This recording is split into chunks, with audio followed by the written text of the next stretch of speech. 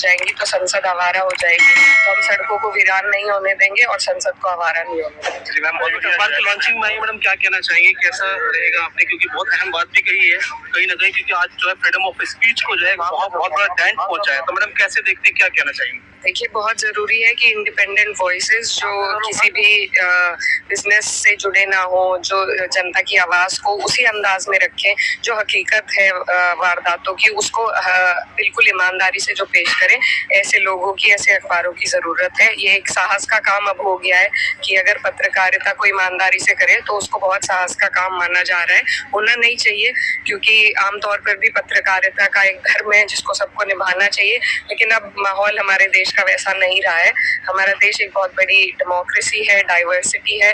हर जबान में अखबार जरूर चलते हैं, लेकिन क्योंकि एक नैरेटिव जो मेन स्ट्रीम लैंग्वेजेस हैं जैसे कि इंग्लिश या हिंदी, उनमें हमने अक्सर देखा है कि एक नैरेटिव चलता है, एक टोन यूज की जाती है, एक तरीके से चीजों को दर्शाया जाता है। तो जरूरी है कि इंग्लिश हिंदी में भी ऐसे लोग, ऐसे अखबार आए जो ईमानदारी के साथ तथ्यों को पेश कर सके।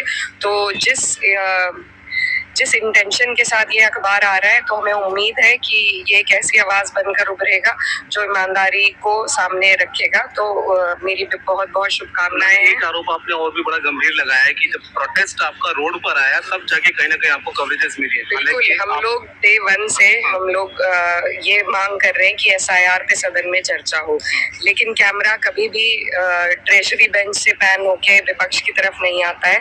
तो कभी हमारी जो हम अंदर रोजाना स्लोगनियरिंग हो रही है, जो प्रोटेस्ट हम अंदर कर रहे हैं, वो ना तो संसद टीवी उसको कवर कर रहा है, ना आप लोग वहां जा नहीं सकते हैं। तो वो भी एक तरीके से कर्ब किया जा रहा है विपक्ष की आवाज को, क्योंकि हम लोग जिन चीजों के लिए आवाज उठा रहे हैं, हमारे जो मुद्दे हैं, सरकार चाहती है सिर्फ अपने बिल पास करना, सिर्फ अपना बिजनेस आगे बढ़ाना, लेकिन हमारी मांग है कि जो धरातल के मुद्दे हैं, जो आज सबसे ज्वलंत मुद्दा है SIR का, वोटों की चोरी का, वोट कटौती का, उस पे हम चर्चा चाहते हैं। और सरकार आज 10-12 दिन हो चुके हैं सदन को चलते हुए, तीसरा हफ्ता है, तो चौथा हफ्ता है, लेकिन तब भी सरकार इस इतने बड़े मुद्दे को संज्ञान नहीं ले रही है, उस पर चर्चा नहीं कर रही है। आपने आखिर में एक फैसला लिया है जिसमें कि तमाम विपक्ष इकट्ठा होकर जो है 17 तारीख से आपने बिहार में यात्रा करनी शुरू की है।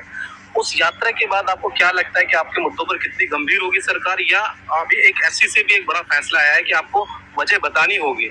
सुप्रीम कोर्ट से बड़ा फैसला है चुनाव आयोग को कि आपको वजह बतानी होगी कि आप क्यों जो है वोटर लिस्ट नाम काटते हैं। इसको कैसे देखते हैं सुप्रीम कोर्ट को, और आपकी यात्रा जो है इसको कितनी सफलता मिलने वाली, क्या उम्मीदें लगती हैं बिहार के? उम्मीद है, क्योंकि जब लोग अब बहुत अवेयर हो गए हैं इस मुद्दे को लेकर, और सभी लोग सवाल पूछ रहे हैं। जो कल इलेक्शन कमीशन की जो प्रेस कॉन्फ्रेंस थी, उसमें बहुत से साहसी हमारे पत्रकारों ने बहुत अच्छे सवाल पूछे, लेकिन वही एक स्क्रिप्ट पढ़ रहे थे हमारे जो चीफ इलेक्शन कमिश्नर हैं।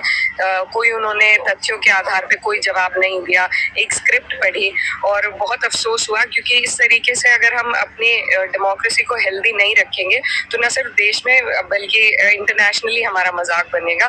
तो कोई भी जो सवाल राहुल गांधी जी ने अपनी प्रेस कॉन्फ्रेंस में पूछा था, उन्होंने किसी का सही तरीके से जवाब नहीं दिया, बल्कि बहाने बनाते रहे और जवाबों को टालते रहे। तो बहुत अफसोस की बात है। सुप्रीम कोर्ट का जो जजमेंट आया था हमारी प्रोटेस्ट के बाद, जिसमें उन्होंने कहा था कि जो 65 लाख लोगों के नाम कटे हैं वो लिस्ट जारी की जाए, पब्लिश की जाए, तो ये एक अच्छा स्टेप रहा।